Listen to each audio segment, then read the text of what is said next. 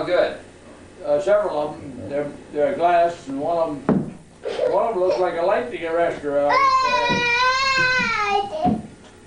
Well, if there's at least one good glass insulator there, that'll do it for us. Yesterday, and they're too small. Is that why they came out? That's the way they were sent to us. Is that why they came out? I would say, although it was pretty hard wood. That's the camp office there. This is the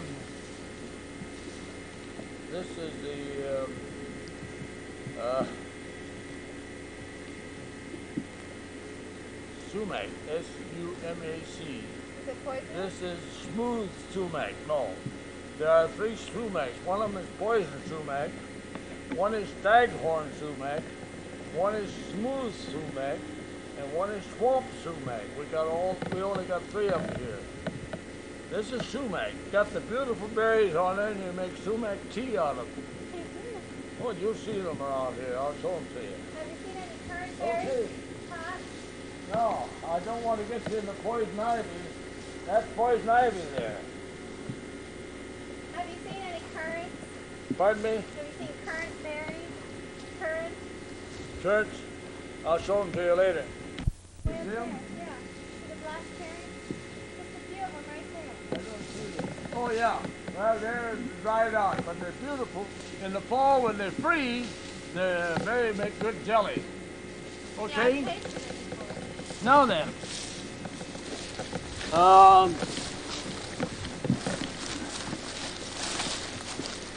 let's see what else. Now you've seen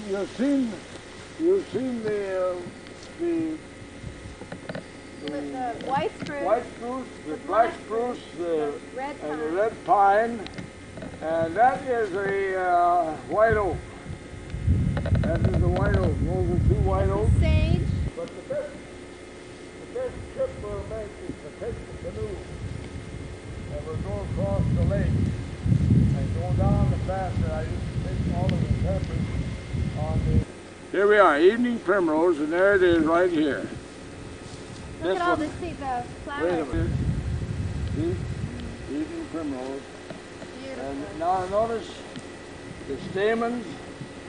I'll take that off, much as I hate to do it, but here you have to count the number of petals, 4. and notice that petal has 5, Like a what you call heart. it, yeah, and these are sepals. Right. They enclose the bud before it blooms. Like this. These That's people correct. have- All right. Now then, there is the, you have to know, to identify some plants, you got to know how many stamens and how many pistils. Now you know the stamens contain the pollen, see it? And these There's are 4 stamens. pistils. These are all stamens. You have to count it with, you have to have a microscope. About 8 of them, aren't there? And there's 4 pistils. And it's double the number of stamens and 4 petals. And if you look in the book, you'll find that out. This is one I haven't seen.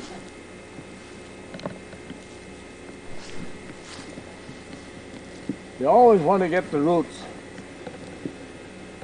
That's a form of fungus, and we'll look it up. I'll take that with me. Okay. Oh, I'll hold it here. Let me see if I have it. Here we are. I'll take that to the house. We'll identify it just like I told Brian. I had taken that mushroom he showed me, and I Yes. left it on the mantle and forgot about it last night. He wants to see the spores come down. Known as the composite. That's in this end of the book here, so it must be right in here somewhere. I'll show it to you in a minute. That's it. Is that it? No, it's a little different from that. Here, I'll find it in a minute. Lulacia. We saw that a minute ago. Here's your ironweed. Oh, where is that plant? Now that laceweed goldenrod, that's a very pretty one. And this is the Astra spectabilis. Fleabane. I never That's a fleabane. heard of it. As common as can be, and because it's so darn common, can't forget the name. You only know Getting older and older. There are 2 types of grass on this, 3 types of grass. We got white clover. Here's your red clover. Yeah. That bumblebees get this nectar out of there. The honeybee can't get in there. But you go over and look here. See the white clover? Now the best honey comes from this clover right here. The best honey comes out of white clover. And my pasture is just loaded with it. Now if you look around, we may see a bumblebee hitting them. Now there's a different type of goldenrod. Yeah, sure. But there's no sense in looking up the various There's types. the high dandelion. There's all of this high dandelion. What is it called again? I forgot. Primrose, what was that called? That is the evening primrose. Hi, Mom! Hi, Hi, son. The common answer in here. Look through the bees. If you want the bees on them. But this is a nice hummingbird. Here, I'll get it for you. Mint, and I'll show it to you right here.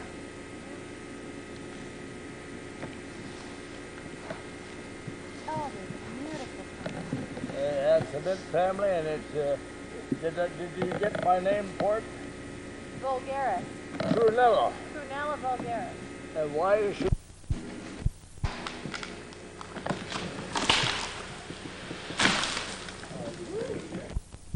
Hang on. You don't turn loose up here. I'll be darned. You want to try the camera up here? Yep. All right, let me Hear it. talk to me. Hey, Ray! Way to go, Ray! All right. What you doing up there? We got to get one up the tree here, all the way down. You betcha. Wave at me on the porch. Wave at me, Ray. Say hi. All right, we got the mess hall. Now we're sweeping Cass Lake. Never has anyone seen it so pretty. Smile, Brian.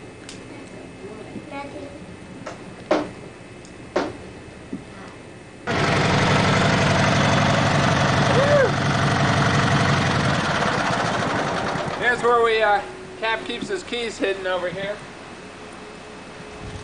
We hide them from all the boys so they don't know where to find them. We sneak them off to the side of the building. Well, yeah, I'll show you. We're making some arrows. We love him. He's not very bright. He's 15 now. He stopped growing. Yeah, I spent many happy hours in here.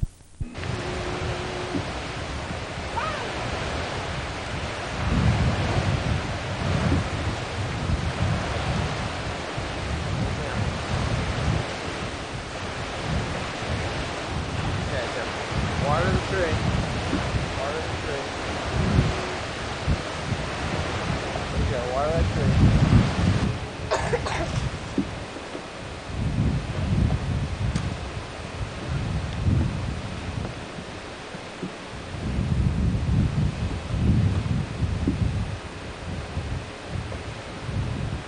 Birthday to you. Happy birthday to you. Okay now. Happy birthday, dear Anna.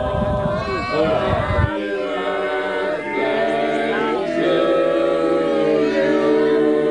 to you. Thank you, everyone.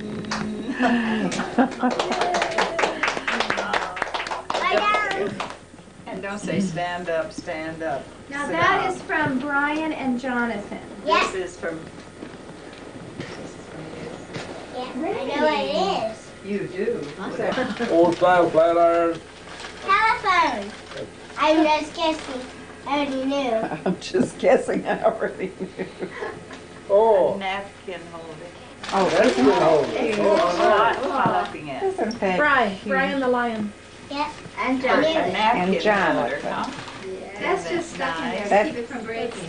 Yeah, keep it from breaking. We'll just keep it. Isn't that pretty? Oh, this I have. We did, It's to go with your scarf, Alan. Yeah. Oh, that's Very right. Oh my goodness. And though we may not show it quite as often as we should, Dad, we hope our love for you is always understood. Have a wonderful day. Dick, Rick, Holly, Jason, thank you, one and all. Happy belated birthday, I'll read it. Yeah. Elaine, I saw your name. My mother is a Elaine, yesterday I wouldn't have seen any of them, or day before yesterday I had to have the other glasses. I wasn't able to read or do anything. Now you But got today I got my second pair of contacts, so now I can lose them if I want to. Praise the Lord. Hey, Pop, let's see what you got. Well, let me take my time. I knew what he get. Oh, you want to see it? Yeah. I already know. I knew it. I know. Look what happened to me today. I need a pair of gloves. Happy holiday. Wow. Christmas, New Year's, Thanksgiving, Yay, Pop. and Yay. birthday anniversary. Boy, am I going to be careful not to soil these and use them. Yeah, you could wear those to church. Oh, how nice these are. Just when you're up here, especially later in the fall, just to wrap around your leg. But in Tulsa too, Mom, it'll be. What? In Tulsa too. Oh, yes. Oh, it just feels good. Thank you. I'm warm already. Oh. Thanks, Holly. Is it fit? Well, here comes my Oh, old that's squaw. lovely, They actually wear those as Oh, I know. very pretty. And By the way, folks, Gertrude called us up this morning. He says, everything's dark over there. Aren't you there anymore, or have you already left?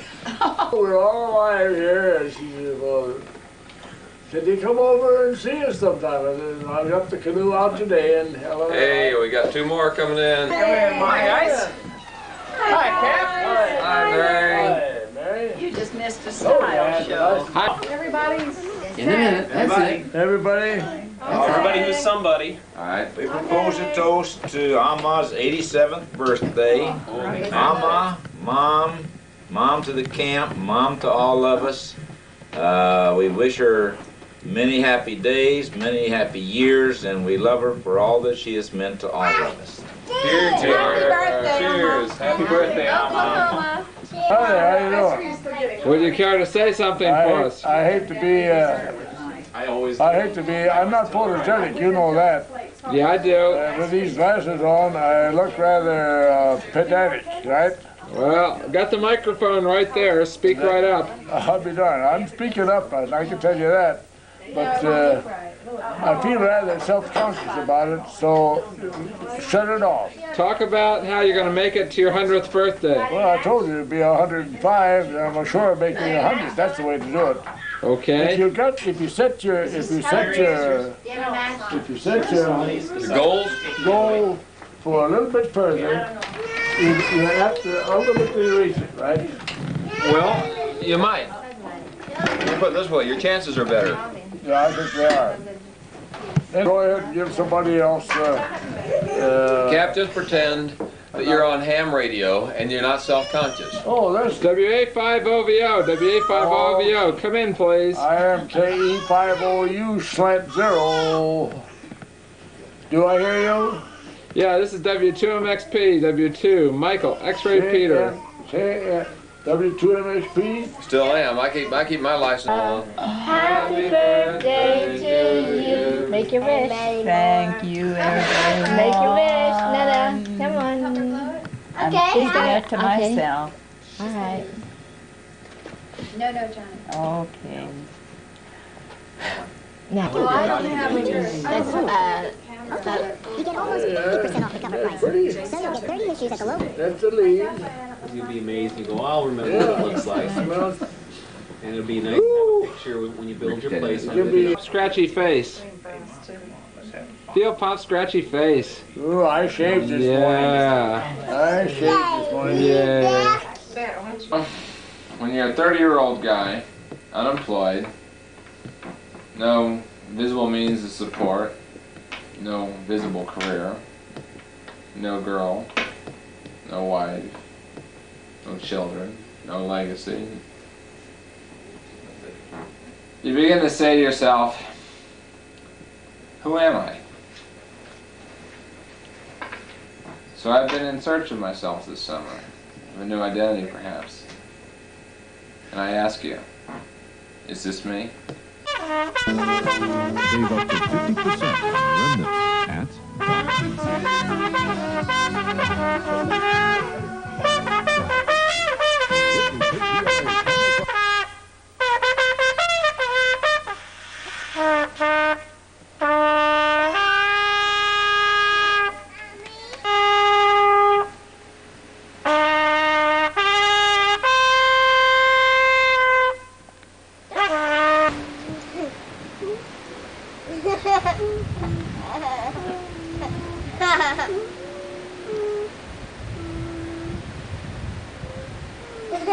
Getting closer and getting it.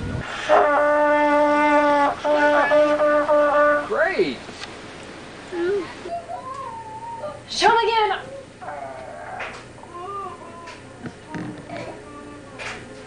That's it. Do it again. Wow. That's terrific. Say love you. Well, you almost put my hands around them, and I couldn't see. And I said, well, these arrows are shooting better than I expected. So, we'll see how they shoot.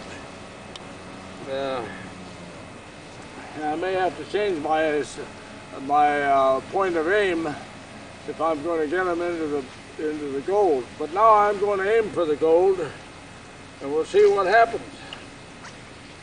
If my eyesight is good with my new contact lenses in place.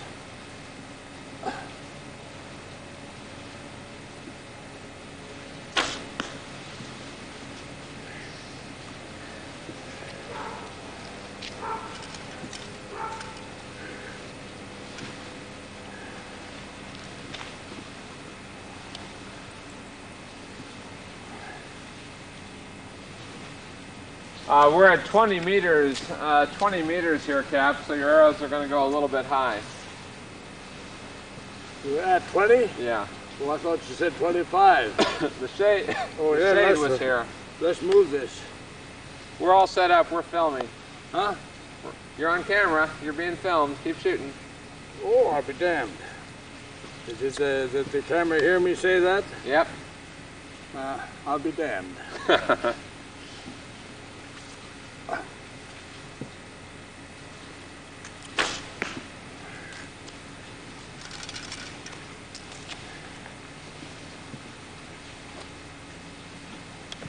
I saw where that arrow went.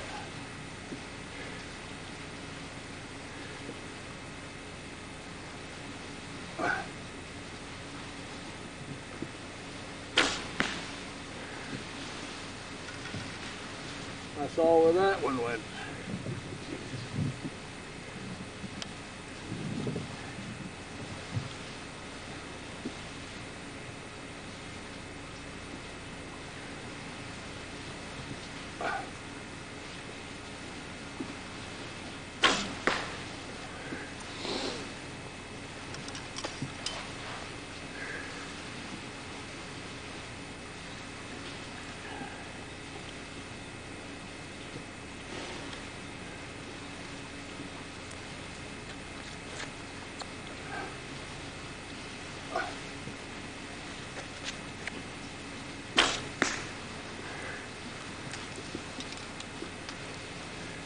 You can shut it off right after this one.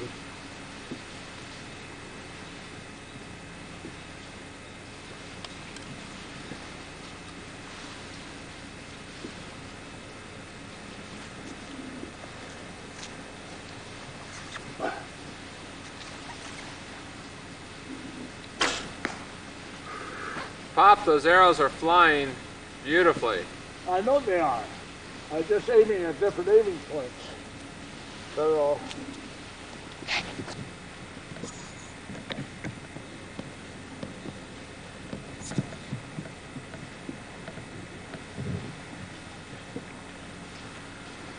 I was aiming here, Rich. I was aiming here. So now I'm going to aim here.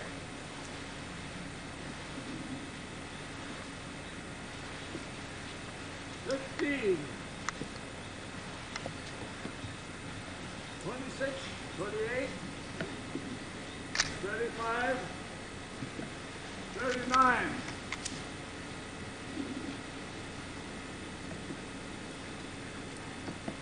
39.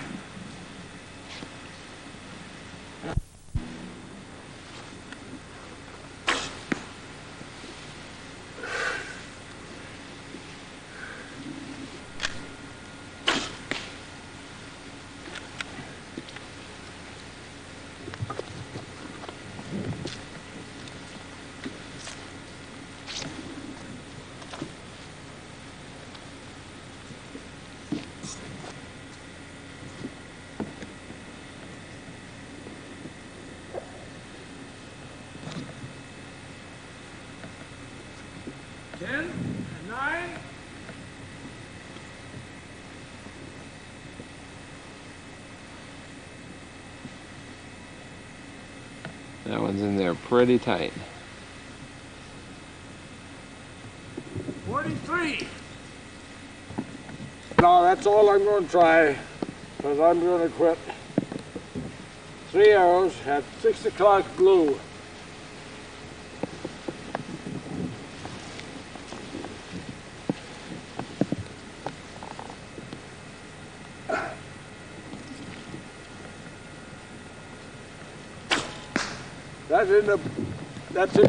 It's what you call the bargaining. I'm going down. I know my limitations.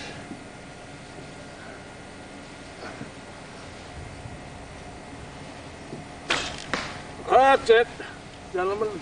Thank you for being on TV.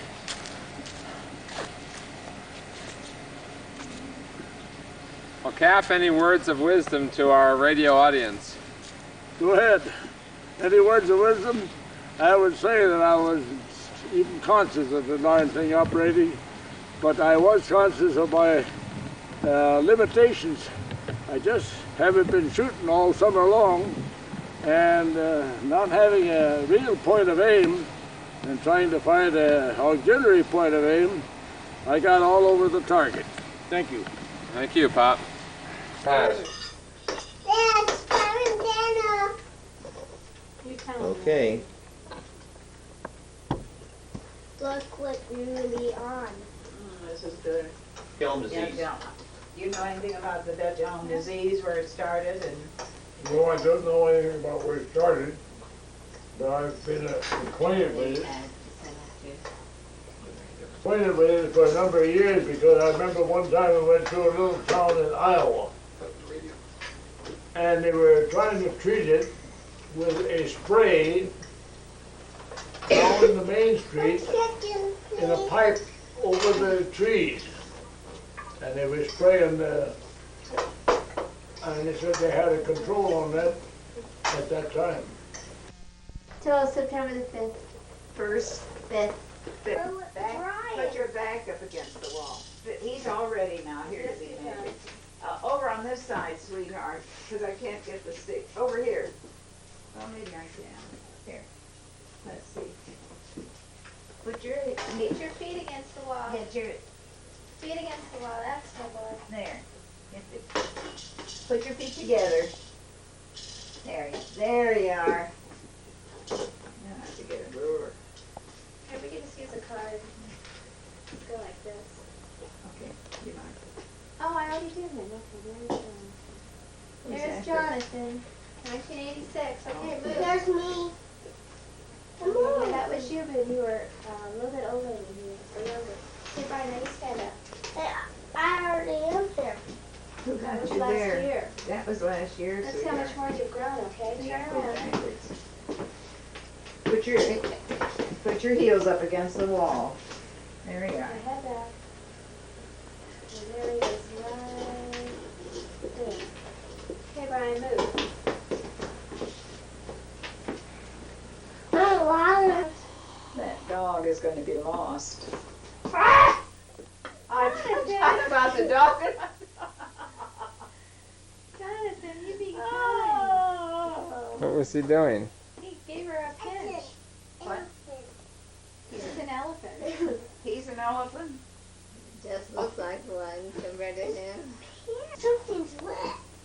Did he touch the bathroom? No, it isn't wet.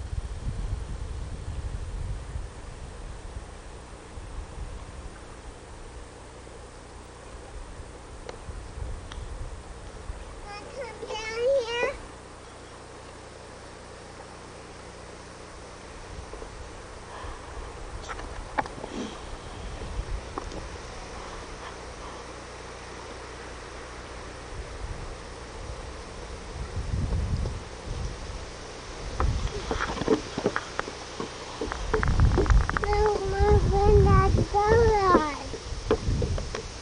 pal. Hi.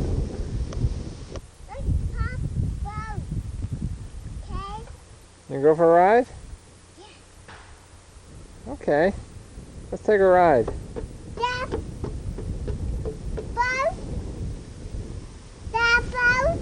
Uh-huh.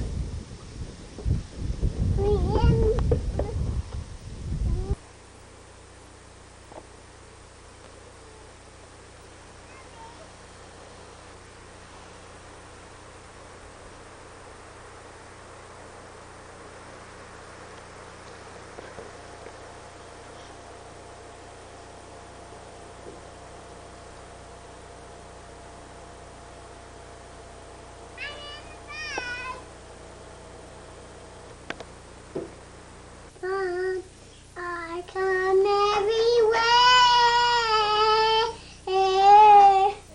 I don't have everything. For the God, I love them.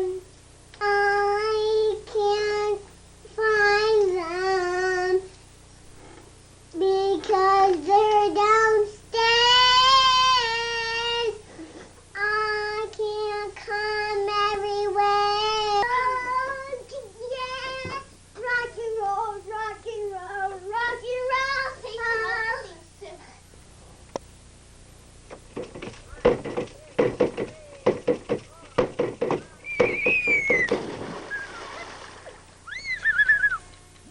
Yay! It's your wild jump. Oh, I didn't think you'd ask me the question. Listen, I want the definition. Great. Archival, Down to the Latin derivation. to file in some methodical order a resource of Well, information. look, it wants Pretty out. far-fetched. That toe wants. Gotcha. Yeah. I gotcha. Started out with one on the 20s and then up left-handed Oh, and you then Betty up Bye? in the 25s and the 30s.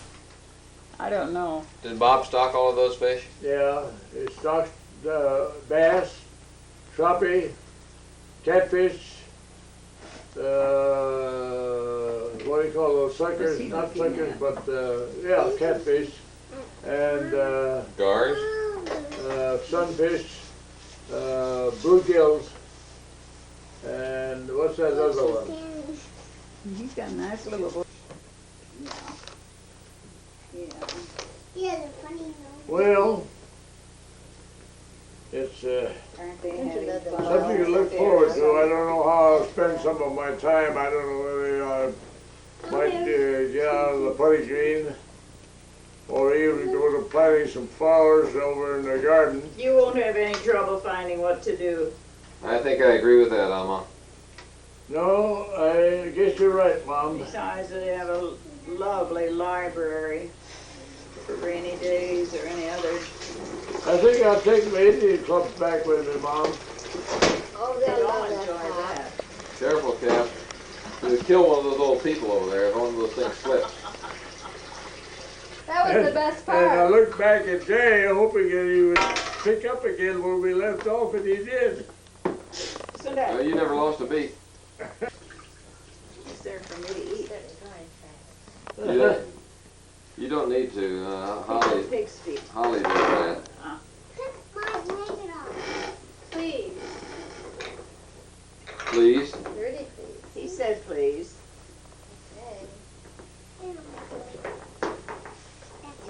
You're welcome. It's good to see Helen's name in these books. But is he starting to do a little reading, Jonathan? I don't think he does any reading yet. No. Brian, This is a book Helen. does Jonathan read anything at all yet? Does he know Does he know anything about ABCs yet? A little bit. Are you going to be working with him on that this year? I might. Is an adjective a subject this morning?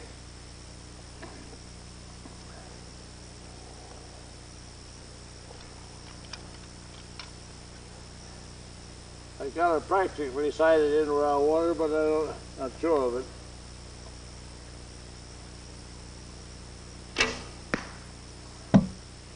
Nice shot.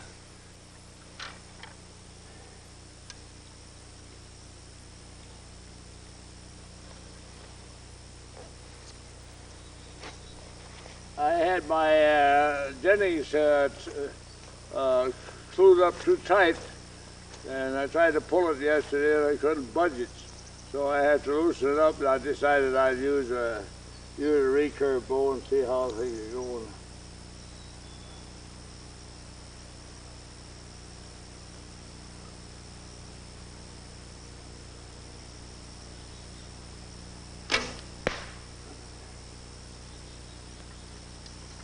They don't hold too well this morning. I had a bad shoulders last night working with around the raking up and cleaning up, left me a little bit out of kilter.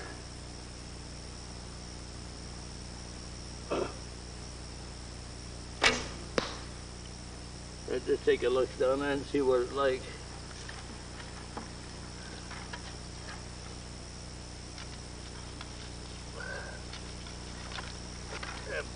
There, right.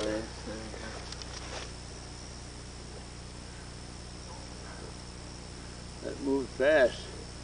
These old sites used to do awfully well. Yeah. Got 12 years of use out of these sites. Oh, we got plenty of use out of them, you're right.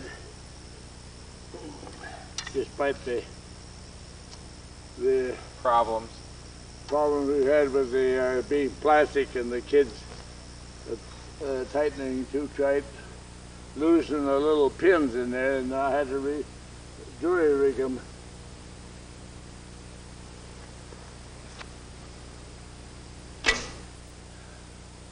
What a beautiful morning. It is indeed that, Pop. Yeah. Good. I hope it's that way tomorrow so that the Dad can get us down there safely and in time. I bumped my head this morning and cut a scar in there, you see it? What'd you bump it on, Pop? Oh, the corner of Mom's cabinet dresser or something.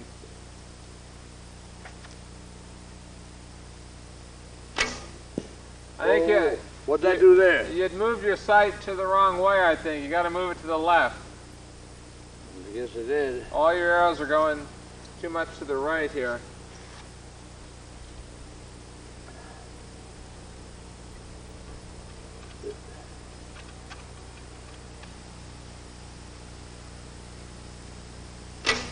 There you go, right in the middle.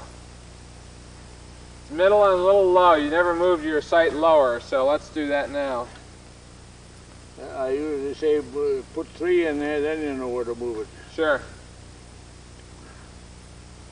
I've gotten to that where I feel that I'm confident where to put it when I have 3 of them, or at least 2, yeah, that are holding together. And then at the time, analyze your shot, but at the time of release. Because you know then that you either did something wrong on the release or on the anchoring or on the holding or following through or whatever you want to talk about it. And I know you have all of that pretty well undercover.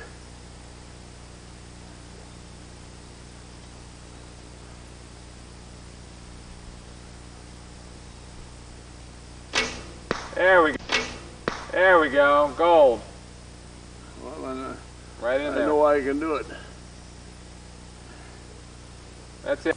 Now here goes Archer Richard Harold Endres.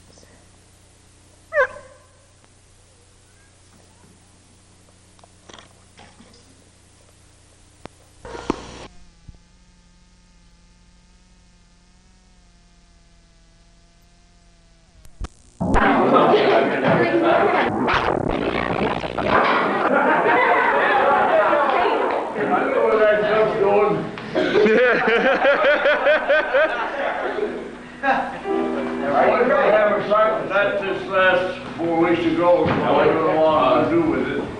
Just put Cap, look up. I said,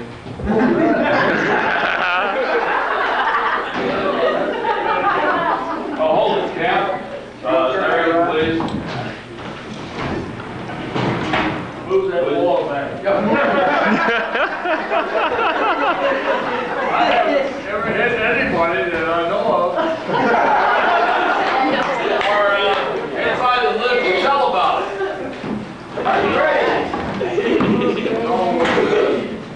Almost 50 years. I started this year and I just can't get rid of it. So, and we'll stay with it as long as the ball and socket joint works. You see, this is the ball of the Indian club and this is the socket. All you need is a socket that you have and the ball on the Indian club. Then you got to learn to work this club inside and outside of the thumb. That's the secret. And if any of you want to try it, you may do so, only everybody else get out of the way. So here we go.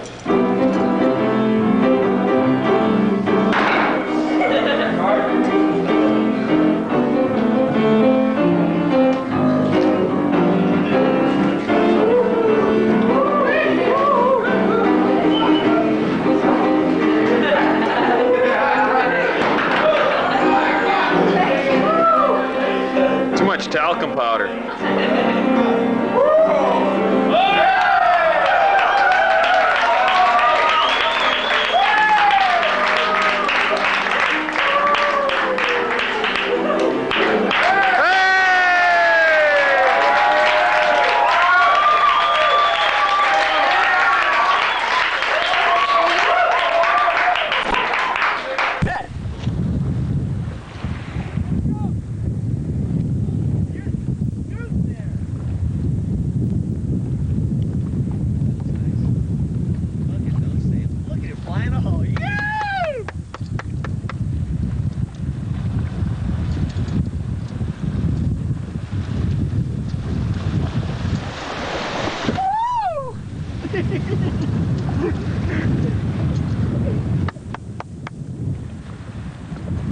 What do you do, hit the boat? Yeah.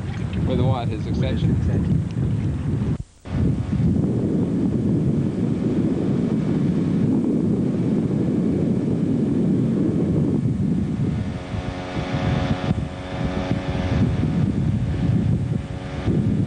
Credit card? Are you ready for your ticket?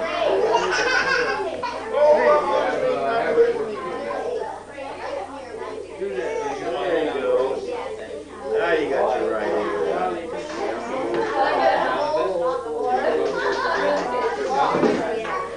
On the side again. Okay. Where's Brian? Brian's the sheriff. Getting over They there. got him up on the, they got him up on the bed. Come on, Brian. Oh, there he is. He's okay. All right, are y'all, get over there, Dick, you look over too. I gotta get my light warmed up. I saw Mary's car there, front open. I saw the sheriff right behind it. Happy birthday To you, happy birthday to you. Happy birthday, dear Alma. Happy birthday Good night, that was slow. Stand up, dear Alma. Stand up, stand up, stand up, stand up, stand up, dear Alma. Stand up, stand up, sit down. Speech! No, wait a minute, she was up. And you tell when I'm up, now, everybody, we also have. Happy birthday to you. Don't They're my almonds. We won't make you stand up anymore. Brian, How about explain just a what, speech? these are things to remember camp Tell Do you want him, to sit tell him, down? Brian. No, I won't. Do that so that. Okay. tables. You know? I made it. Oh, well. It's the reminder of camp. I didn't make anything, but He fixed it for you.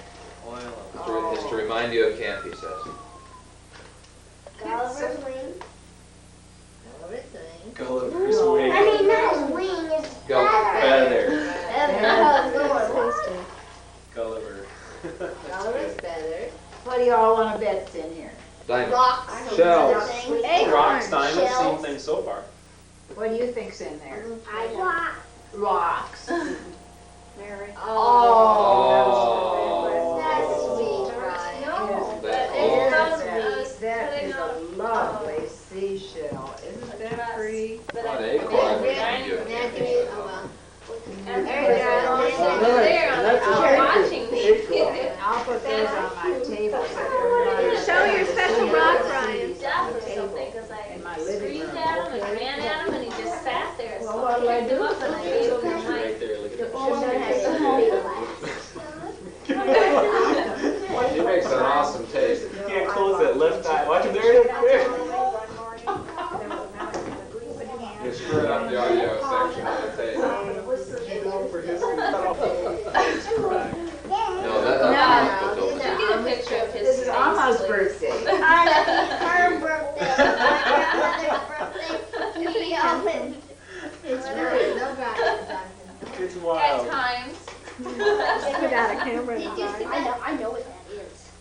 That's a good one. I won't. Just keep his hands off of it. We'll find out, and I know what that is too. What do you think it is, Jonathan?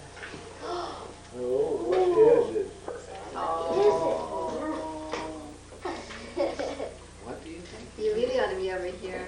The view from here is gorgeous. You really should. I don't want to tear it. But it's almost Oh. He just wants to die. These cups are made for cold No, drinks. they're meant for hot. Are they really? Yeah, but they do get hot. But they always meant for sweet baby. Oh, come on, pull it out there. Oh. You know it's not good. Oh.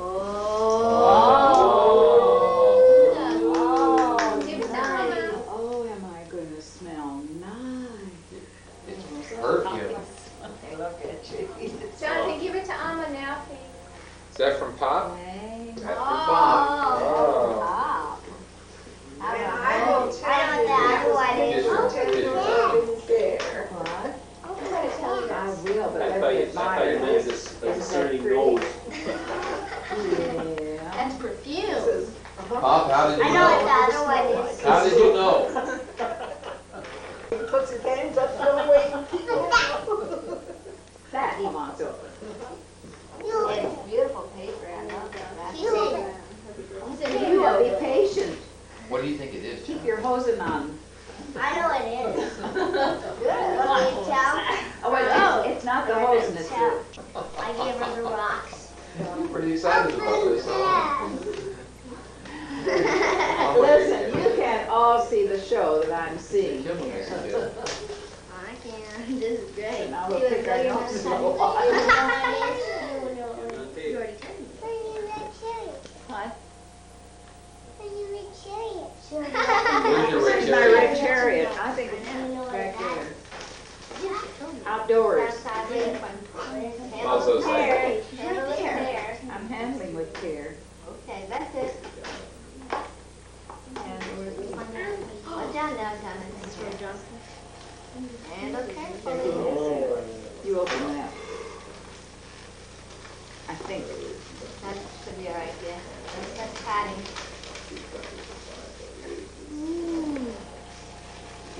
What did you get there? a bum rat.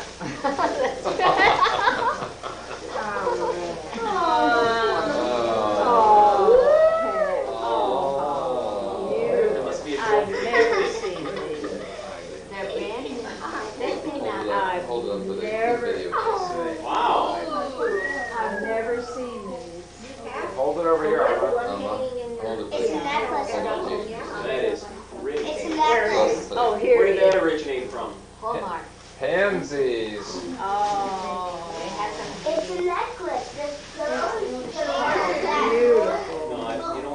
That's for Jewish women to wear that.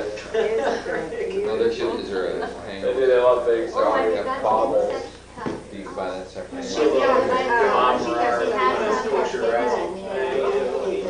Show it to Aunt Esther. and that's exactly But Jewish. Alma has it now. No, it's Alma's. It's mine. Jonathan gave it to you. Jonathan gave it to you. From you? Yes. Is that what he said? Yes, he said yes. Well, can I give you a kiss and say thank you for it?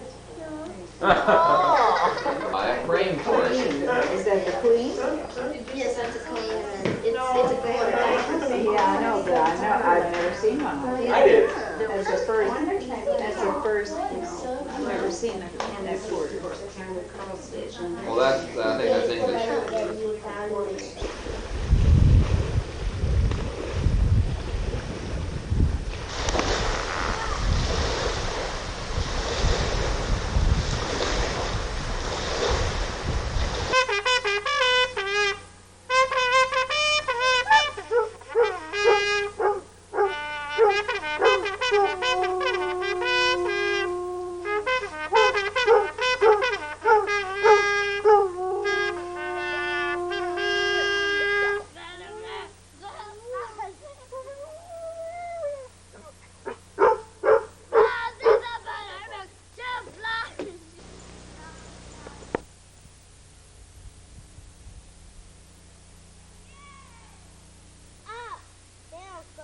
Can you give one to Chippy now? You said put the racket down and they float up. You ready, Brian?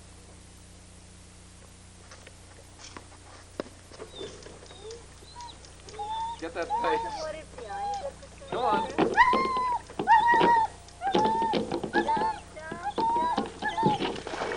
Chip, deal. You have your watch on, don't forget your... Yeah. Allegiance to the flag of the...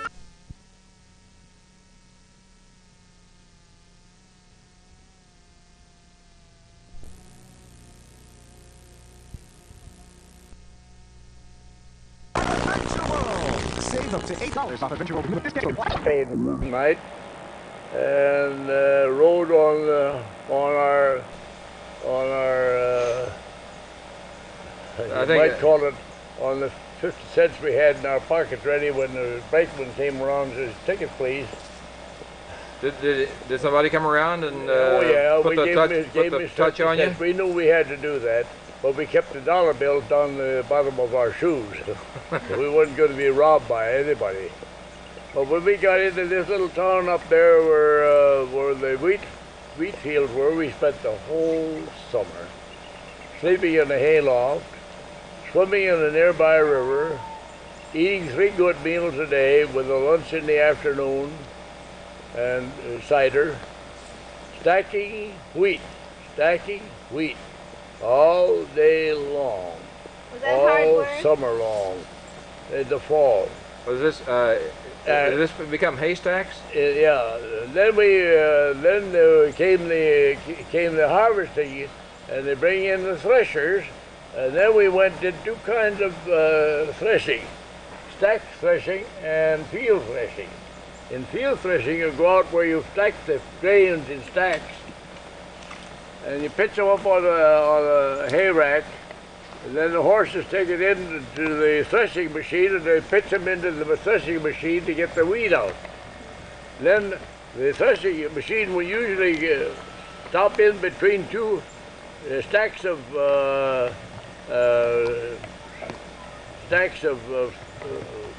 wheat that was already piled up, and we would have to throw that in too. So we had both field threshing and stack threshing. And that was the whole summer long, but we enjoyed that summer very much. In the fall, when we got paid off, we looked for the first freight train to get us back to Tulsa. I remember a harrowing experience. It's another case where I might have been a smothered boy in a carload of wheat. As we were coming into a town somewhere, the wheat car that we were on top of had jumped the rails. Ultimately, it did not tip over. Had it tipped over, that pile of wheat would have been would have smothered us. And we realized, even the brakeman said, "You guys have no business up in there." He says, "That wheat is so heavy, of course, it stayed on its wheels. But had it tipped over, the wheat would have just engulfed us." I'll never forget that. Never did that again, huh, Pop? It's just like the time I was in the river there in Kansas City and realized the bottom was gone, and I wasn't able to swim. The term for your transportation was hopping a freight. Yeah, and 50 cents or more. Well, you know, if you didn't have it, he said, get off of here at the next stop, or you'll jump off.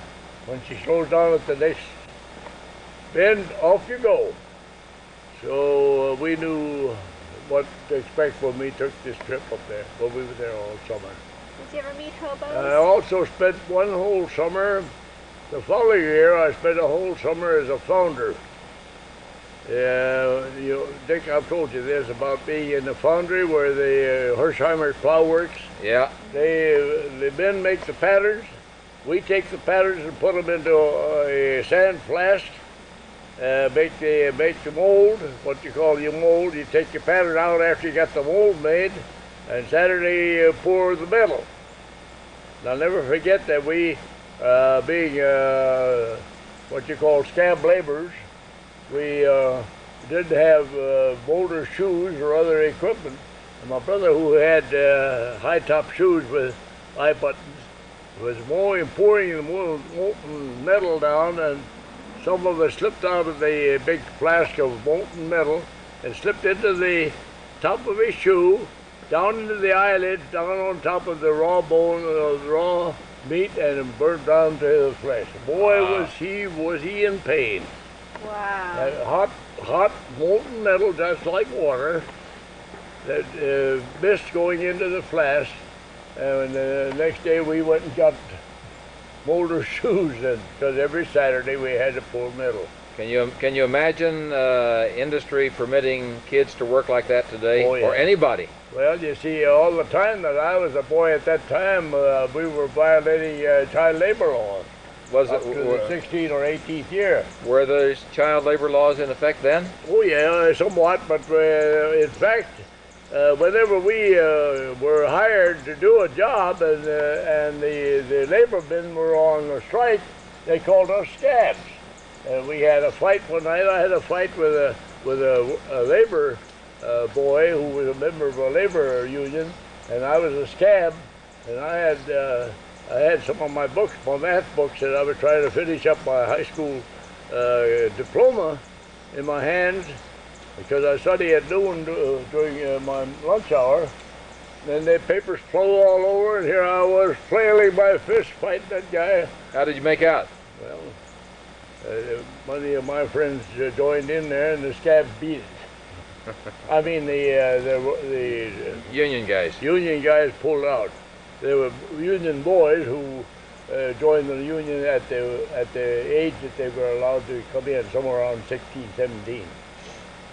Then another thing I remember very vividly, we became members of the Wisconsin National Guard, and we were supposed to be 17 years old. I was tall for my age, and fairly, I suppose, could not be mistaken for a boy.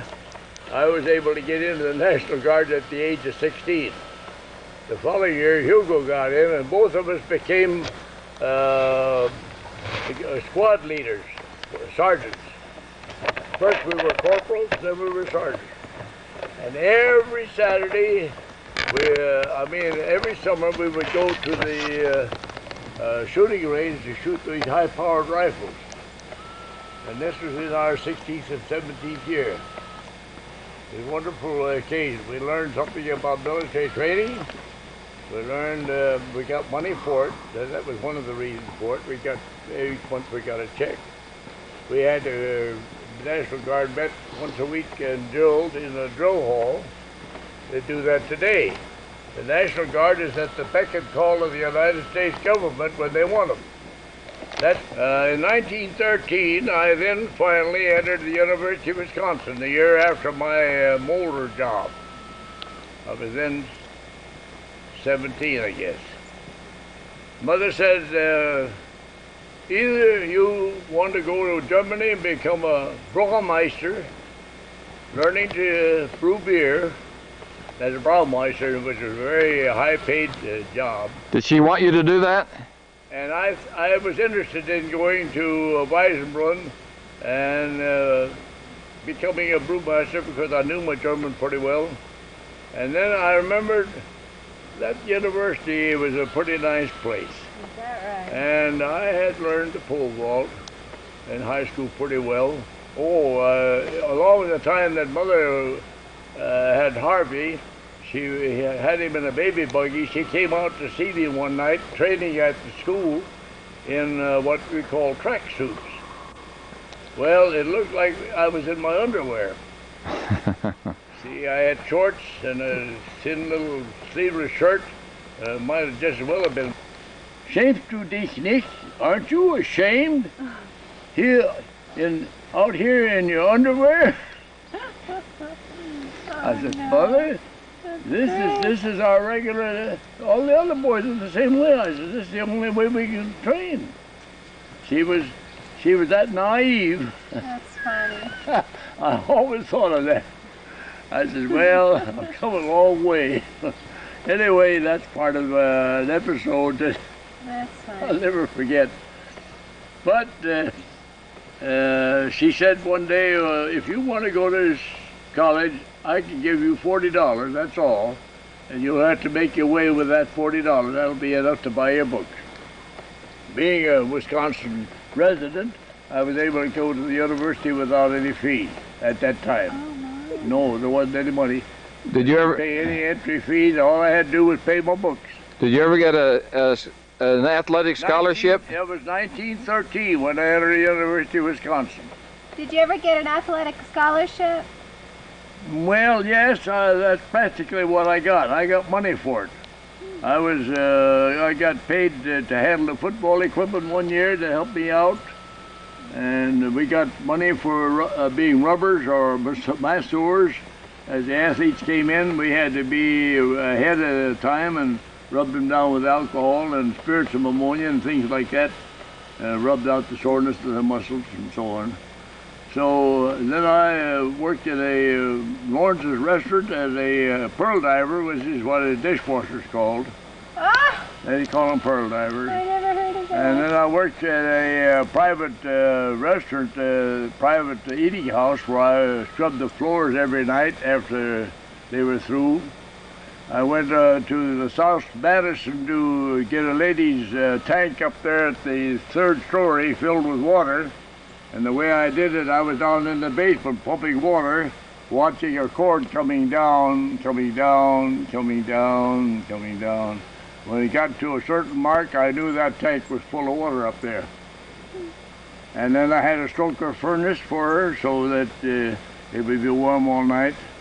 And the next morning I would get there, take the ashes out, and rebuild the fire. Things like that. That's the way I earned my way. I didn't quite realize the element of fate that your high school pole vaulting had on your whole life. That got you to university? The man that says learn to do things with left hand as well as you do with your right. You never know when you're going to use your left. You know when I lost when I had my first cataract on my right eye. You remember, Dick? I remember. I got the cook here, and he was a what you call a shop man, and he was making bows for hunters. And when he found out that I was now unable to shoot my right-handed bow because I didn't have any eyes to see with, he built me a beautiful bow in his shop and gave it to me, and I paid him $40 for that. And that left-handed bow is still there. I didn't know that. And I began to shoot left-handed for quite a while. And then later on, the cataract hit my left eye. So my left-handed bow was out, but I had now learned to become ambidextrous. Wow. So back I went to my right-handed bow, and then you came along with your beautiful bow. which Wally has at home now, and he's tickled to death with it. That's wonderful. I bet he is. So that's the way it goes. The pole vaulting really turned, you might say it was a episode that turned my way in life. It turned me towards college. What did you major in college? What did you major in college? 3 years of electrical engineering. 3 years. 13, 14, and 15. My senior year, I entered college for my senior year because Wilson, who became president at that time, was keeping us out of the World War I. Like, this is just before the World War I. So they sent the Virginia battery, which was a battery of heavy armor, and they sent the Wisconsin National Guard, which was made of foot soldiers, down to San Antonio, Texas, to chase Philip back into Mexico. So we call that, I had 1 year what you call border service, Mexican border service. You were down there for a full year? I was down there 4 years. The first year was the Mexican Border Service as a Wisconsin National Guardsman, and I was top sergeant of the company. That is, I was first sergeant. Hugo and I decided that we would take officer training. So we applied for it. We were college students. He was also a Wisconsin man. He came there a year after I did. And we went to Jefferson Barracks in St. Louis. We took the test, and we both passed it with flying colors. Hugo was about 4 ranks lower than I was. We both got our shave tail second lieutenant commission. So then from there, I was shifted out of the National Army. The Wisconsin National Guard became the National Army because the war then came on. And they needed the men to go overseas. They were federalized. Federalized and became the National Army, but I'm no longer in the National Guard. I'm now with the regular Army as a second lieutenant. And the shave tails from West Point had to salute me because they were a lower rank than I was. They hated us, hated our guts. Anyway, that's Cap, tell us what happened down on the border. Well, down there I played football in the mud. I boxed for the pleasure of the rest of the men with Hugo. I'd get on the boxing ring with Hugo and we'd box each other. And played football. We were there in San Antonio for the full year. And I'll tell you what, they got ready to send us overseas, so they said, you got to have some training. What did they do? They gave us a full pack, mind you now, with pup tails. Yeah. This is great, Pop. Well, a little disconnected. These episodes can be connected later on to be more unified, if you know what I mean. I mean in sequence. Now, take that march again, Cap. I didn't have it. Well, they decided that the Wisconsin National Guard needs training. They were soft. All they did was shoot high-powered rifles weekend and do a little drill work, but they didn't know what it was to get out and hike under the hot sun, cook their food over fires, sleep in pup tents, which we never did. And so every night, we, at noon, they had a soup kitchen, they took care of us at noon, but in the morning we cooked our breakfast, and at night we had to bake our raw potatoes and bacon and what have you, that they, what they called rations, army rations. And that's what we carried on our kit, was what we lived on. So when we got to Austin, Texas, after a week, I know when we stopped for rest every once in a while, the barkeepers at the saloons would come out and hold a glass of beer up in the air, foaming beer, and some of the men couldn't restrain themselves, and of course it's against the law to break the ranks.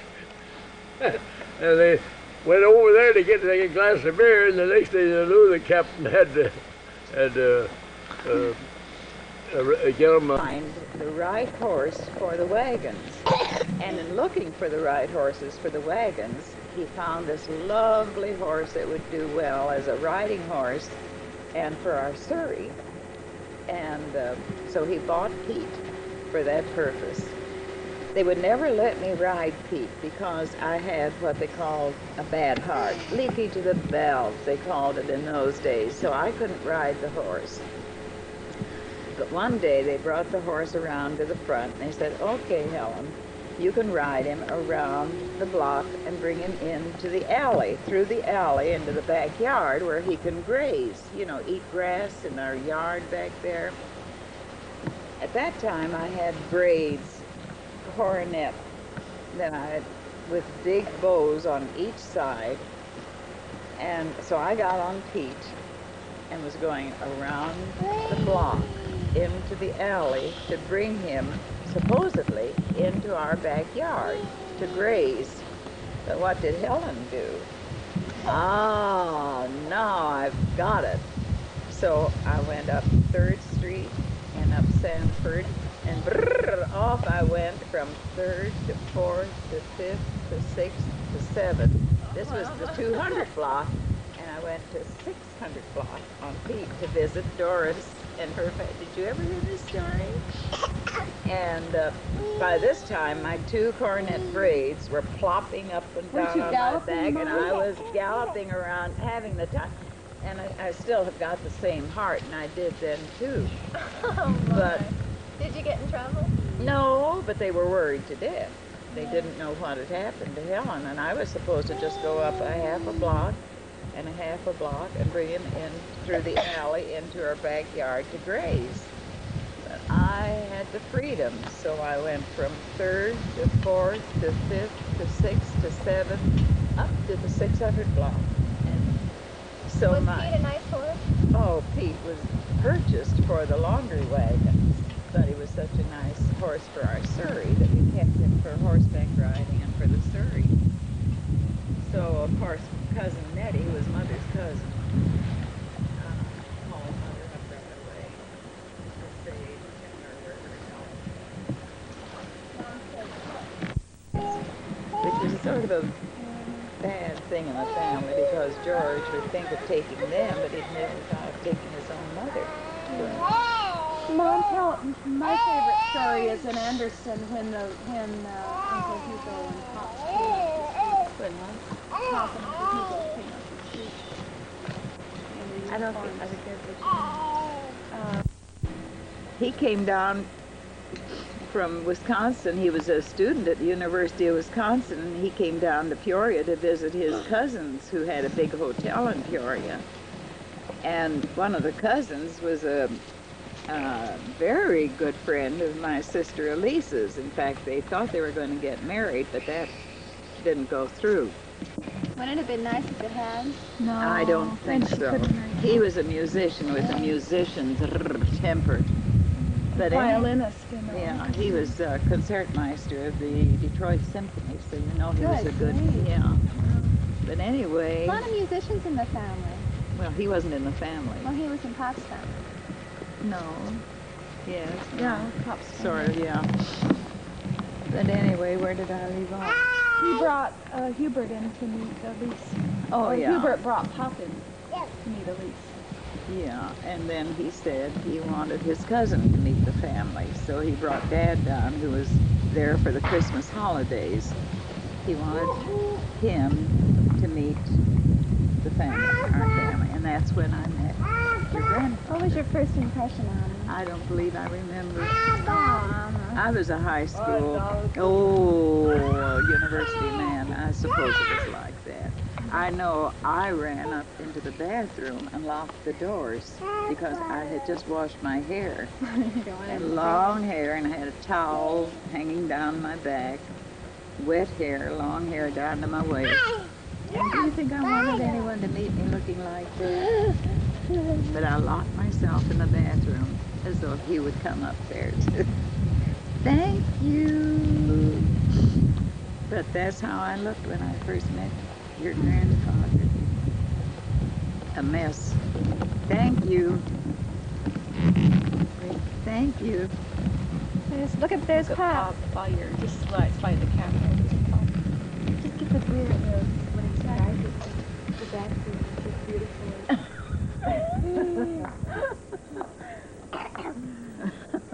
Please, Randy. And then you lock the bathroom door. I locked the bathroom door. They didn't even attempt to come up, of course. But that's how I looked at the wet towel. Did people date back in those days? They were chums then. Were they what? Would people date in those days? Would he take you on dates and things like that? Oh, he wouldn't think of asking me for a date then. I don't You were too young.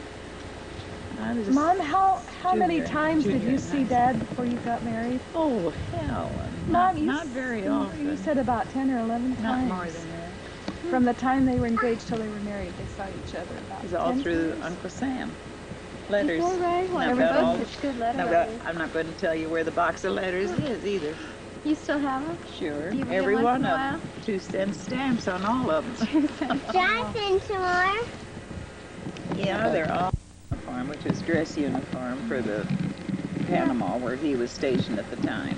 He looked more like the groom than Dad, who had a Look at me. brand new khaki uniform. And the two of them in stride just marched down the street, which is perpendicular to the street on which we lived.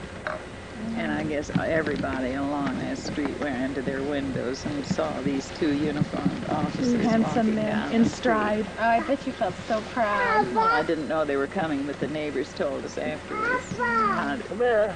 What a sight Over it here. was. I have an image of that. It's so phenomenal. Two tall, that was good-looking men. Well, it's a little wedding, but oh, a beautiful one. With Hugo in his white uniform and Dad in his, and it was a brand new, and at that time, $125 for a uniform was a lot of money. It was the most expensive uniform I think anyone could buy at the time. Rich.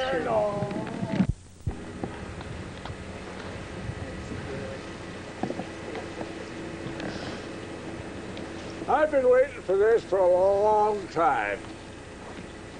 Just to lie here and look at the sky with two little babies in my arms. Oh, that's rich, Dad. Here we go. Woo! I went through the whole house there. I looked at it. He wants to hold it, Pop. Yeah. Oh, that's a big club. Here's the one ahead. Here's the one ahead. Here's the one ahead. I met the artist that does the Yeah, you got one. You got one. You hold them up. Now we're going to swing them. Hey, this is posterity. That's good. They're heavy. Kuchen. Bacha Kuchen. Here. Come on, Bacha Kuchen. Der Bäcker hat gerufen. Whoops. Never mind. Bacha Kuchen. Der Bäcker hat gerufen. Go on. Wer will haben guten Kuchen? Muss 7 Sachen zu. Iron, Schmalz, Butter and Salz, Milch and Sulfur macht die Kuchen gelb. What does that mean, He looks Mom? at me. The Miller, the Mahler? Is that it? Miller, Mahler, die Mädchen kosten Taler. Wer wird haben guten Kuchen? Muss 7 Sachen Kuchen. Iron, Schmalz, Butter and Salz, Milch and Mehl. Und Sulfur macht die Kuchen gelb. Don't worry, Brian. She did that to me when I was a kid, too. Okay. I forgot how it went, so that's that. You've ever had up here. Are you about through, Rick? Remember is the oilcloth on the tables. You remember the shack lady? No, I don't remember.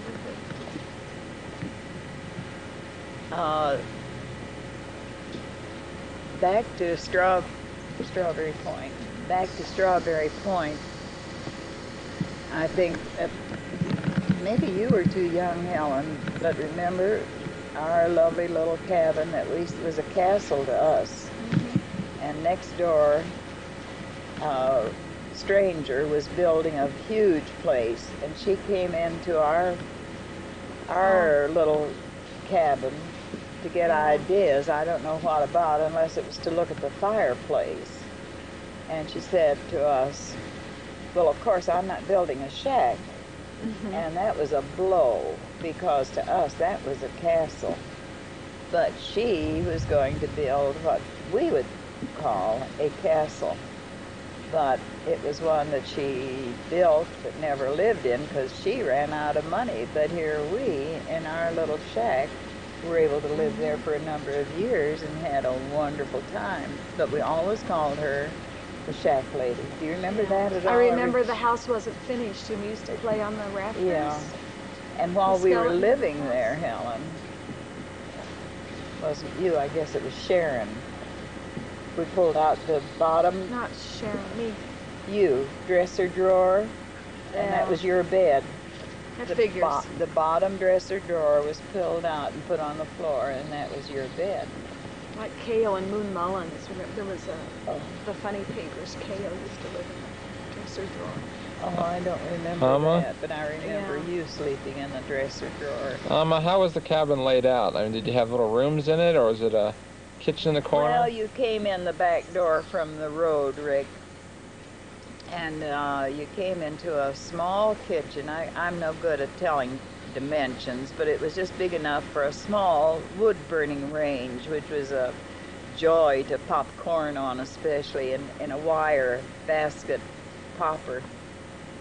And there was a bucket on just on the inside of the door to the left, which held drinking water, and a dipper. And a dipper. And a dipper. I can still taste the dipper. But we had to go out in the backyard and pump the water into this bucket. And it tasted so good. I can still remember the taste of that water. And then off of the kitchen was the living room with a lovely wood-burning fireplace. And that was a joy to the kids, because they could go outdoors and open a little door and rake out the ashes. I remember that. Yeah.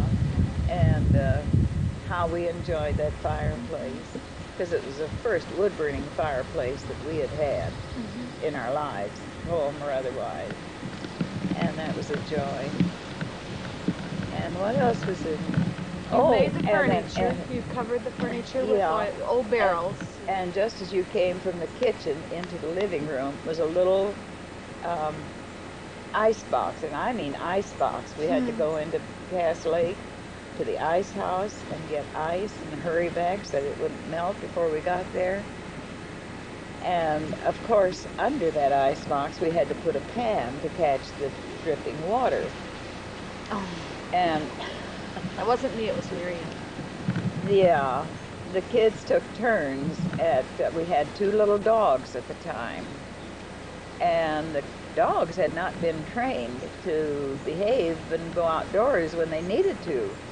So they would just, in the dining room or living room, whatever it was. So what did the naughty little brothers do? But when no one was looking, you see, the dog didn't know enough to knock at the door and say, I'd like to go outside to relieve myself. So they just did that in the living room. I don't know whether this goes on tape or not, but that's what happened. Mom. So what did the little boys do, like Uncle Bob and Uncle Dick? I think it was Bob did it. Bob did it? Yeah. You're just trying to protect Dick because he's here now. I bet you he had something to do with it too. When no one was looking, they'd take a little cup of water and pour it on the floor here and there and everywhere, so that Sister Miriam would have to, it was her day, it was her turn to clean up the floor after the dogs had performed. And they would have little puddles all over the floor that they'd have to clean up on certain days, but it was only on Miriam's cleanup day that the dog did not behave, but it really was not the dog's fault. It was the naughty little brothers that did these things. Were there bedrooms in that cabin? There was one bedroom and then the sleeping porch, which was just nothing but windows, and we had cots out there for the boys. And the girls and I slept on a big double bed. Miriam and I slept on the bed, and Helen slept in a dresser drawer. Sealy Posturepedic dresser drawer. A dresser drawer, we pulled it out and put it on the floor, and it was a very comfortable bed for our baby girl. But that, you don't remember that, but I remember it well. Oh, that was, but what I remember is the boys doing that, just taking a little cup of water and just a little puddle here and a little puddle there. And Miriam could never understand that it was only on certain days that she had to clean up puddles that the dog didn't behave inside. But that's the way it goes with big sister and little brothers. And let's cut it there, Rick. Berry Point Road, Rick. Yeah. You remember seeing it? He's winking at me. And you follow that winding road. It's a beautiful road into our place. And then from there, what do we go? We go into our cabin. We had the pump outside. We had no water inside. But we had to go out to the pump in the backyard for all our drinking water and everything else. Outhouse. And the outhouse, yeah, there was no toilet. We had to go to the little outhouse. And Uncle Hugo's wife at the time, and when Grandma was there, and Uncle Hugo with his bride. It wasn't Jean, it was before Jean? No, before Jean. And she knew that Grandma didn't approve of smoking, so she'd go out to that little outhouse and sit out there until she'd smoked her cigarette. And that was, you couldn't smell it or anything there. Oh, I remember that well. Alma, you had a canoe or boat-a-mijay? Or... Yeah, boat-a-mijay. Do you know what the boat-a-mijay stands for? No. Bob, Dick, Miriam, and John was Jack, just for, it couldn't be boat-a-mi-joe, boat-a-mi-ja. See, Jack for John. Mm-hmm. This little gal wasn't around then yet. No, we named the canoe for you, didn't we? An old red canoe we named Helen. Beat up old red canoe was named Helen. Yeah, did you get that? Yeah. Helen was an old beat up red canoe. So she didn't appear on the name of boat-a-mijay. I thought that was pretty inventive. Mm-hmm. I like that I name. love that boat too. Isn't it over here yet? I have no idea. I think it is. Isn't it over there, Rick? Sure is. Over here, down by the shore. But I remember the hood. He said sit under the hood and stay warm. Yeah, hide when the mailboat would come along. You always went swimming in your birthday. On Strawberry Point, where nobody was around at all. And the kids were in the water most of the day anyway, so they just take off what clothes they might have on and go in swimming. We have pictures of you. Right? In nature's bathing suit. But wasn't that the people on the mailboat wondered who those little Indians were because we had no tan marks? We were just brown all over. That's right. And the driver said, "Those aren't Indians; those are Cap's children." Yeah.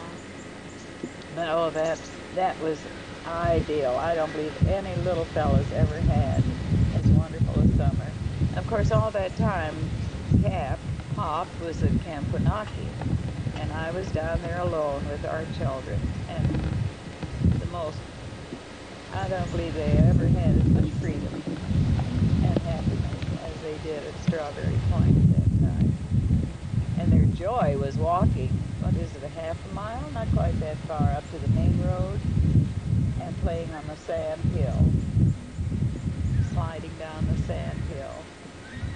Oh, I don't think any little children ever had the joy that our youngsters had. The freedom growing up. No restrictions at all. Helen, of course, slept in the bottom dresser drawer. Didn't I used to run away too a lot and John would come after me? Yeah, and usually you were in your birthday clothes. And John, where's Helen? He was the one that was concerned about you, and nobody else was concerned. No, and he'd chase around till he found Helen. But your bed was the bottom drawer of the Yeah. dresser that we pulled out and put on the floor next to our bed. Alma, what about Pop? How often did he get back from Wanaki? Well, he'd have one day off a week, Rick, and then during the week in blueberry season, he with maybe 2, 3 other canoes full of, not full of, maybe 2 or 3 in each canoe would paddle over from Wanaki to our place. And I'd know ahead of time that they were coming. We had blueberries all over the front yard, and the children would gather blueberries, and I'd bake blueberry pie. So Dad and his Wanaki boys would have blueberry pie as a sort of a treat when they'd paddle in to visit us for just on Pop's day off. And we've been reminded of that by some of the campers that have been up here after that on visits. So that was always a happy time. I don't believe any child Rick ever had as happy and as so much freedom as our youngsters had on that shore over there. When I was coming in. In Peoria, of course, my my happiest memories of that was visiting. Well, Anna Weeding was my pal from kindergarten on up through high school. And until just a few years ago. Yeah, and they had a houseboat on the Illinois River. So that's where our summers were. Most of my summer was spent as a little girl with the Weedings in this houseboat, and I started to say something about that. Wait a minute, Rick. Isn't that beautiful? Oh, it begins the red here. That's a song. I keep my hands in his hand. Isn't that pretty? I don't know if we should put that on tape. What are you wearing on your shoulder? Oh, it was bad up there. It was amazing. Well, take a hat and some spray. Well, I wore this. We just got done. We're gonna go show Pops. You should have seen Pop in the chariot. Think here. Were you worried? Look. No, Now the stop traffic itching. wasn't very Hold heavy. You went with you? Did all your other friends? Oh, no, but Anna's father had the leading jewelry store in Peoria, Wealthy and Weeding. But they had this houseboat on the Illinois River, and of course a lot of my summer was spent up there with them. But one of the things that we always looked for, we had these big steamers, the David Swain, the Fred Swain, and then there was another one. And we'd see it way down the river coming, and we'd run in and get into our bathing suits, and I mean bathing suits. They were bloomers on a vest, and then a skirt on a blouse. Those were swimming suits in those days. And stockings even, you even wore stockings. And some people, well, and hats shoes. No, we didn't wear hats, and shoes. But we'd run in and get, not when we'd see this boat coming up the river, we'd run in and get into our bathing suits so that we could ride the waves as the boat went by. And well, they were ocean waves to us, I guess, but we'd ride the waves, and then they were gone just about that fast. There was the David Swain, the Fred Swain, and then there was one other one. Didn't those suits drag you down, though? I mean, weren't they heavy? We never thought about it. We managed to keep on going and swimming. Breaststroke mostly. Backstroke. Breaststroke was mine. Those were the happy days as we, of course, went up there from, I guess, I don't know, 8th grade on or before that. And then as we grew older, we still went up there, but down the beach, the boyfriends that we dated, we didn't date, we never dated. We just went as friends, as a gang. And they had a tent, and they pitched that tent at the edge of the Kelly Beach is what it was. But of course, Anna's place was a houseboat on the river. I mean, of course, it was a plank from the boat to the shore. whenever we saw one of these sleighing boats coming along, we'd run and put on our bathing suits, and I mean bathing suits. Relationship, but they were related somehow or other.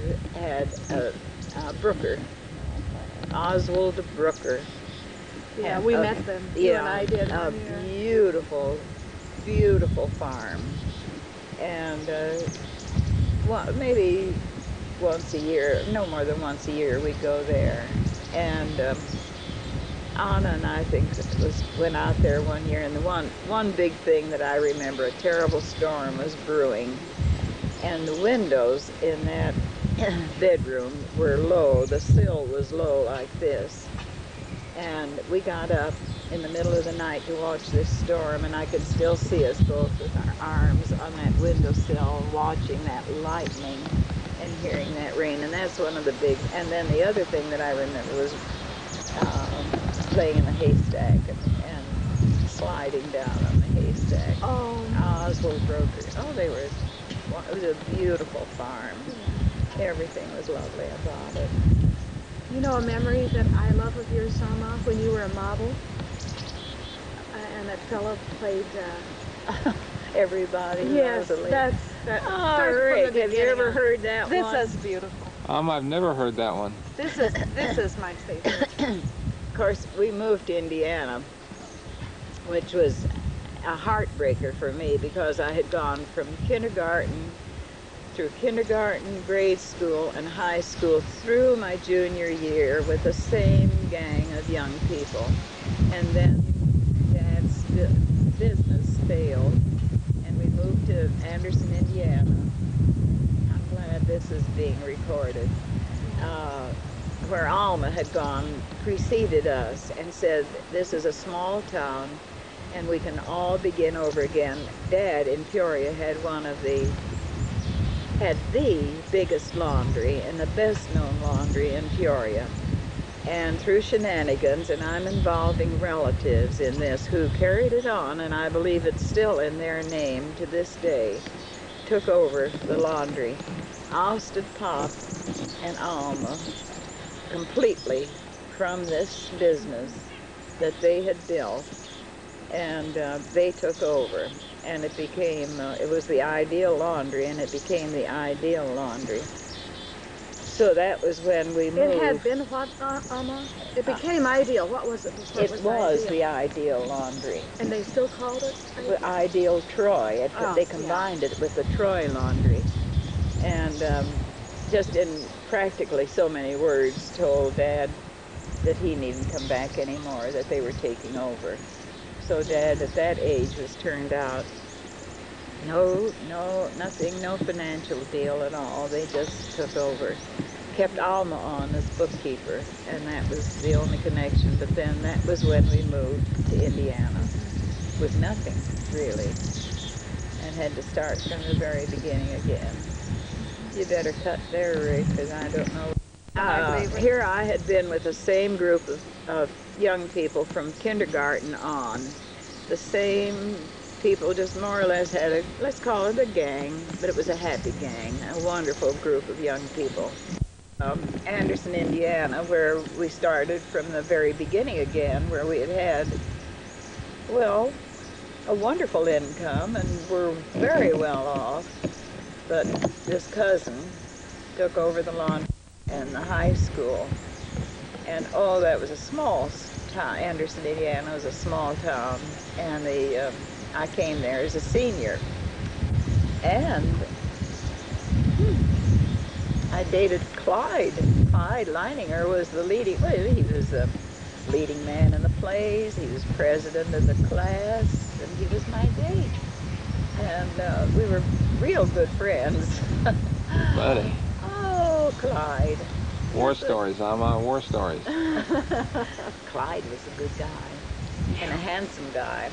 And his sister was my best friend, too, in Anderson, Indiana. But anyway, to make money for the class, we had a style show and modeled clothes from the leading dry goods store,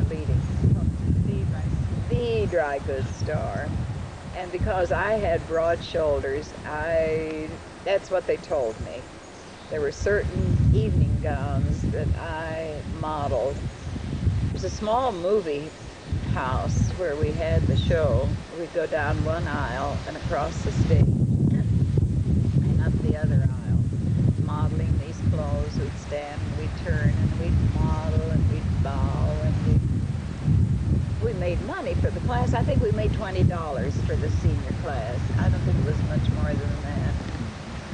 But that was. But Mother, it was the guy that played the piano. He wrote the Oh song. yes, in those days, you know, for the movies they had piano player, and he would play whatever the movie suggested, the tune and all, and but anyway, he played.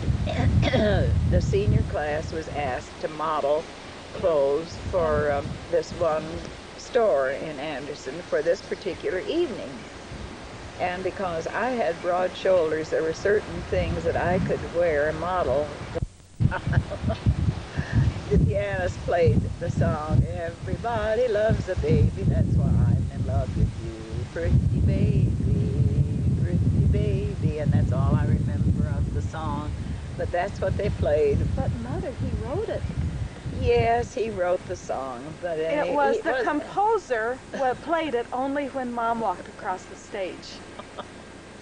Now you make me sound Mother, like Mary Pickford or something. No, that was lovely. He only played that song when Mom walked across the stage, Pretty Baby. She was there to see it. You told me, this is my favorite story. He wrote the song, but he only played it when Mom walked across the stage. Never played it for anyone else. It's one of my favorite stories. Okay, you keep on telling it. That's a good story. Mom, that's the truth. Oh, okay, that's the truth, Rick.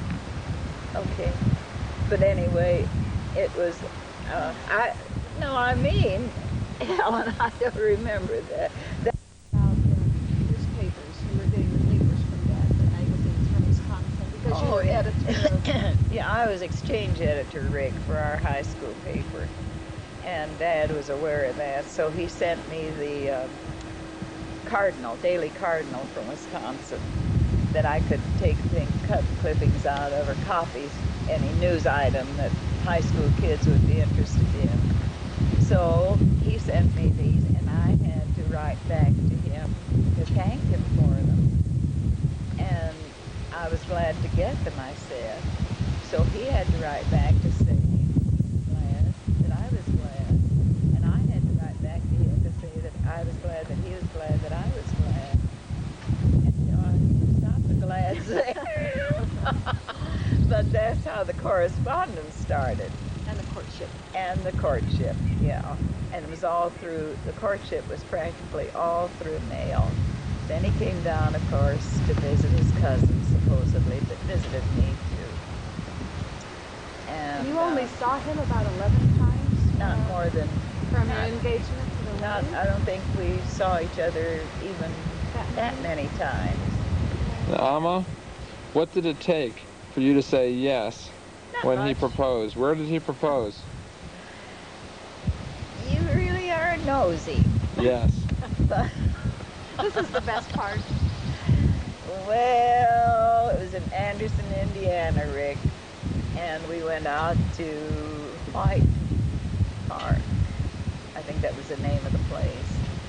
Mother packed just a sandwich and apples. And you'd never know the name of the apple because I don't think they're grown anymore. It was called Maiden Blush. And that was the day he proposed to me. And whether I blushed, I don't know. I bet Pop blushed. Pop was the blusher. Did you get down on one knee?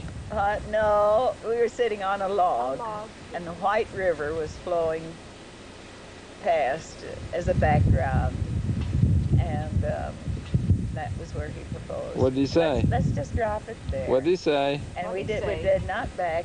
Now you're nosy. That's right. That's between Pop and me. Okay, he proposed. Let's leave it there. Oh, and that was rude. Our next door neighbor, Mrs. Duffy, the mother of Miriam Duffy, who was our ring bearer at our wedding, gave us a bag of apples, and the apples were Maiden Blush, and that I'll never forget. June 9, 1919, we were married in our home. which was a small cottage. By that time, Dad had lost the laundry and everything, and we were living in Anderson, Indiana. And our house had a fairly, not just a comfortable living room with a bay window, and covering the 3 windows of that bay window was an American flag. It may sound corny now, but it was beautiful. And Dad was in a brand new uniform, which is still in the trunk at home. And his best man was Brother Hugo, who was in his dress uniform. He was there from Panama, and the white was a dress uniform down there. So when people saw them walking down the street to come to our home for the wedding, they thought Uncle Hugo, was the groom, because he was in formal white, which was the uniform of the Panama area. What do you want now? And John. yeah. John. Oh, we got a letter from John. You don't want this, do you? What's that, Pop? Took up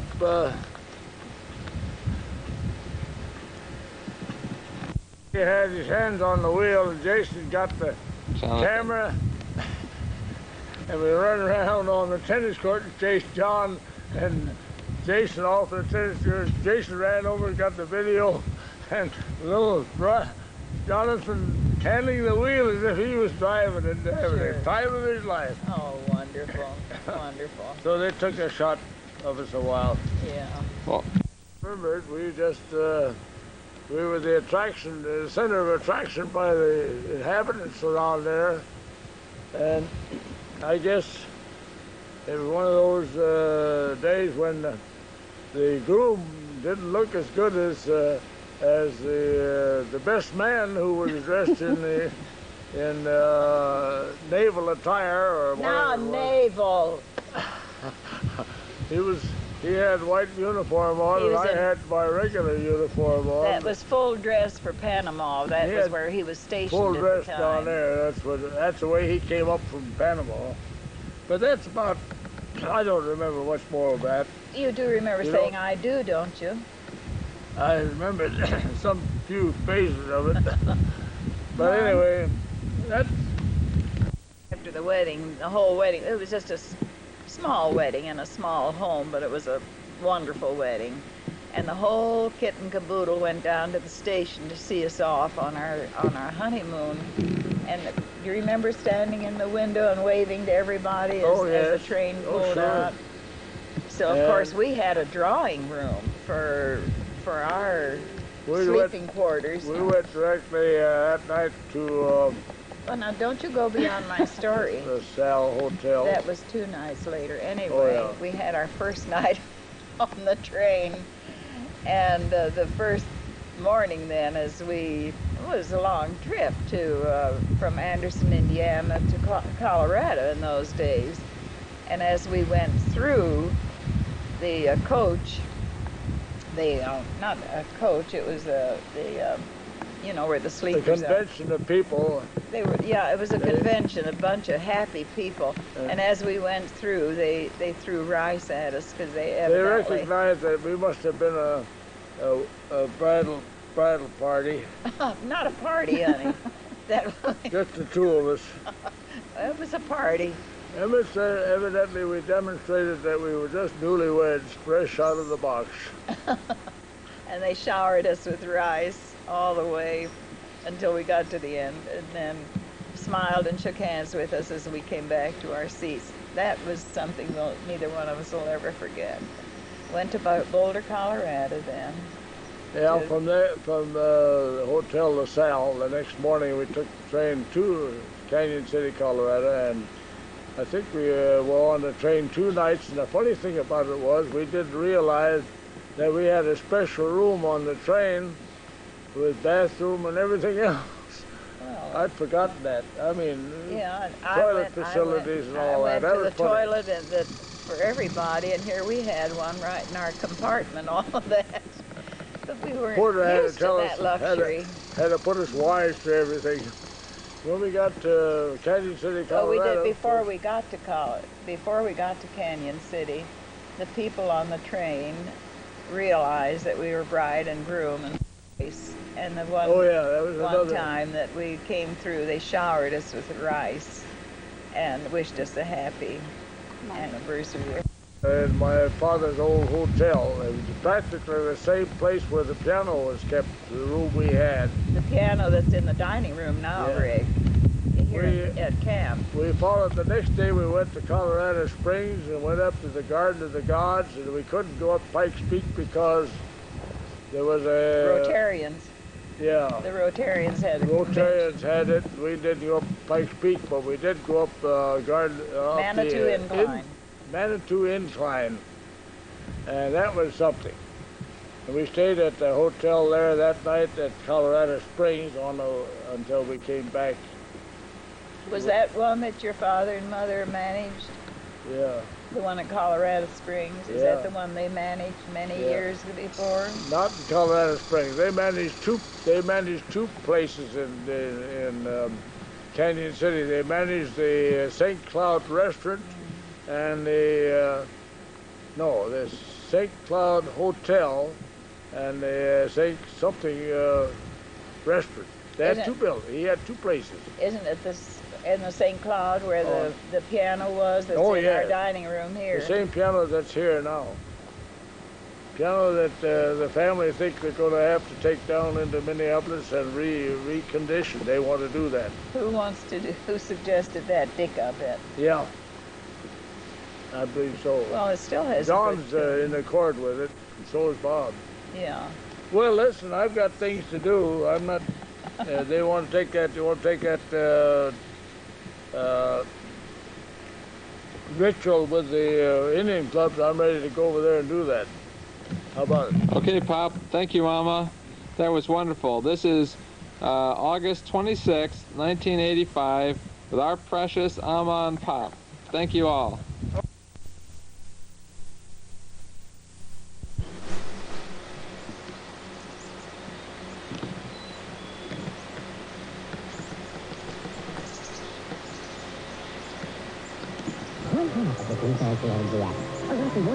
This is Pop, age 92, outside the dining hall, Camp Chippewa, performing really a gymnastic routine that has been lost over time, and that is with what's called Indian clubs. Pop's had these for years and has performed the Indian club routine every year for the boys at Camp Chippewa. 92 years old. And this is August 26, 1985. That's it. Fine, Rod. Thank you. Woo!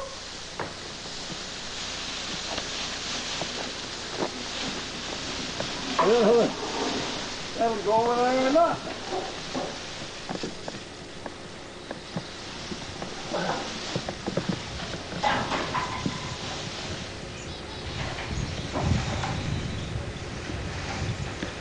That's something. I didn't think I'd get on there.